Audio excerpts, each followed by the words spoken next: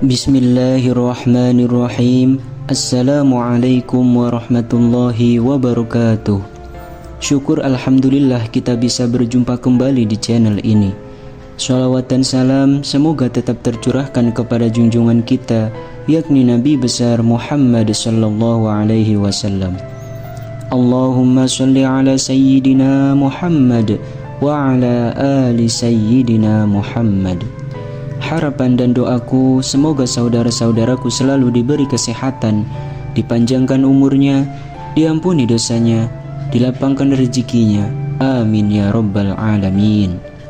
Sahabat yang beriman, Islam selalu memberikan petunjuk yang baik bagi umatnya, bahkan mengenai waktu bangun tidur yang paling baik. Islam juga menganjurkan untuk bangun pagi secara rutin atau istiqomah. Berikut di antara 13 keutamaan bangun pagi dalam Islam. Yang pertama, membuka pintu rezeki.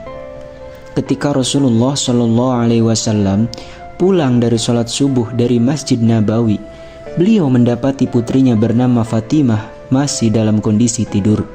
Maka beliau bersabda, "Wahai anakku, bangunlah, saksikan rezeki Tuhanmu dan janganlah kamu termasuk orang yang lalai. Karena Allah memberi rezeki kepada hambanya antara terbit fajar dengan terbit matahari." Hadis riwayat Imam Ahmad dan Al-Baihaqi. Yang kedua, terpenuhi segala kebutuhannya. Dari hadis Imam At-Tabrani dan Al-Bazzar, Rasulullah SAW bersabda, "Bangunlah pagi hari untuk mencari rezeki dan kebutuhan-kebutuhanmu. Sesungguhnya pada waktu pagi hari terdapat barokah dan keberuntungan." Kemudian yang ketiga, didoakan para malaikat. Nabi Muhammad SAW bersabda, yang artinya, "Dan para malaikat malam dan malaikat siang berkumpul pada sholat fajar atau sholat subuh." Hadis riwayat Bukhari nomor 137 dan Muslim nomor 632.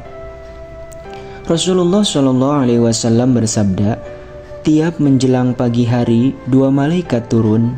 Yang satu berdoa, 'Ya Allah, karuniakanlah bagi orang yang menginfakkan hartanya tambahannya peninggalan.'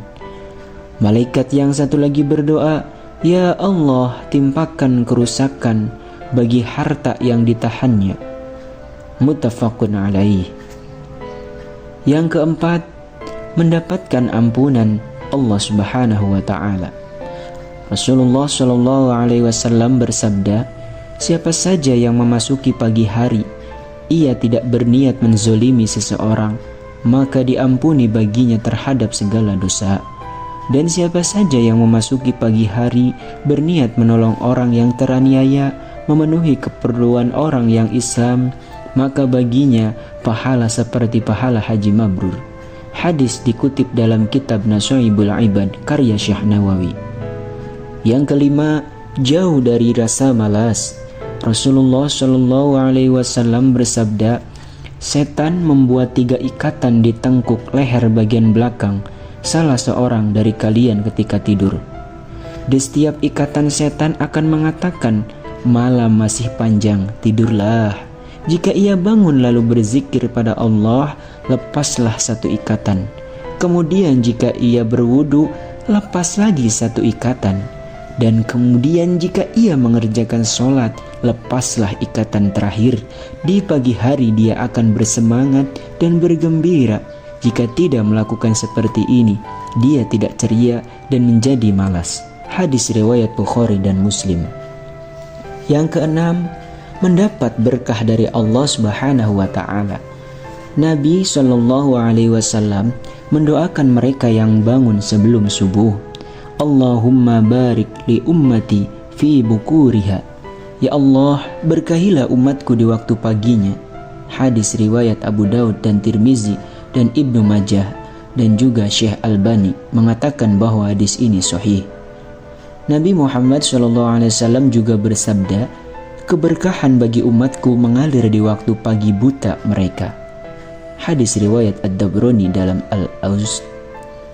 Yang ketujuh, dimudahkan masuk surga. Rasul bersabda, barang siapa yang mengerjakan sholat bardain, yaitu sholat subuh dan sholat asar, maka dia akan masuk surga. Hadis riwayat Bukhari dan Muslim. Nabi Muhammad SAW juga bersabda yang artinya, tidaklah akan masuk neraka orang yang melaksanakan sholat sebelum terbitnya matahari, yaitu sholat subuh, dan sholat sebelum tenggelamnya matahari, yaitu sholat asar. Hadis riwayat Muslim. Yang kedelapan, jauh dari kelalaian. Rasulullah SAW bersabda, laki-laki itu telah dikencingi setan pada telinganya.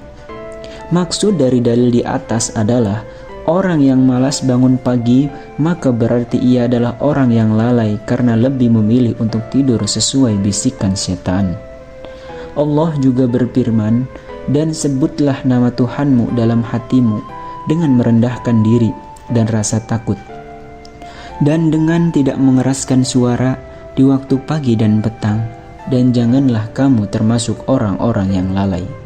Quran Surat Al-A'raf ayat 205. Yang kesembilan, mendapat rezeki yang luar biasa. Jika bangun pagi lalu melaksanakan sholat sunnah sebelum sholat subuh, maka insya Allah akan mendapat rezeki yang berlimpah. Dari Aisyah radhiyallahu an, Nabi Muhammad SAW bersabda, 2 rakaat sholat fajar lebih baik daripada dunia dan seisinya. Hadis riwayat Muslim. Yang ke-10, waktu yang baik untuk mulai beribadah.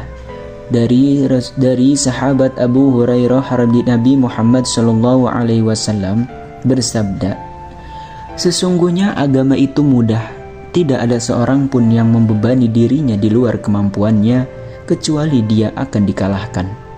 Hendaklah kalian melakukan amal dengan sempurna, tanpa berlebihan dan menganggap remeh. Jika tidak mampu berbuat yang sempurna, maka lakukanlah yang mendekatinya. Perhatikanlah ada pahala di balik amal yang selalu konsisten. Lakukanlah ibadah secara konsisten di waktu pagi dan waktu setelah matahari tergelincir, serta beberapa waktu di akhir malam. Hadis riwayat Bukhari. Yang ke-11, mendapatkan kebahagiaan. Allah berfirman, maka sabarlah kamu atas apa yang mereka katakan, dan bertasbihlah dengan memuji Tuhanmu sebelum terbit matahari dan sebelum terbenamnya, dan bertasbihlah pada waktu di malam hari dan pada waktu-waktu di siang hari, supaya kamu merasa senang. Quran Surat Toha ayat 130. Allah juga kembali berfirman, maka bersabarlah kamu terhadap apa yang mereka katakan, dan bertasbihlah kamu sambil memuji Tuhanmu sebelum terbit matahari dan sebelum terbenamnya. Quran Surat Qaf ayat 39. Yang ke-12, mendapat perlindungan dari Allah Subhanahu wa Ta'ala. Rasulullah SAW bersabda, barang siapa yang menunaikan sholat subuh, maka ia berada dalam jaminan Allah. Maka jangan coba-coba membuat Allah membuktikan janjinya. Dan barang siapa yang membunuh orang yang menunaikan sholat subuh, Allah akan menuntutnya sehingga ia akan membenamkan mukanya ke dalam neraka. Hadis riwayat Muslim, Tirmidzi, dan Ibnu Majah. Yang ke-13, bisa melihat Allah Subhanahu wa Ta'ala di hari akhir. Dari Jarir bin Abdullah radhiyallahu an, kami sedang duduk bersama Rasulullah SAW ketika melihat bulan purnama. Beliau berkata, sungguh kalian akan melihat Rabb kalian, sebagaimana kalian melihat bulan yang tidak terhalang dalam melihatnya. Apabila kalian mampu, janganlah kalian menyerah dalam melakukan sholat sebelum terbit matahari dan sholat sebelum terbenam matahari, maka lakukanlah. Hadis riwayat Bukhari dan Muslim. Sahabat yang beriman yang dirahmati Allah, itulah 13 keutamaan bangun pagi dalam Islam. Semoga video ini bermanfaat bagi kita semua dan semakin memotivasi diri kita untuk selalu bangun pagi. Amin ya rabbal alamin. Wallahu a'lam bishawab. Assalamualaikum warahmatullahi wabarakatuh.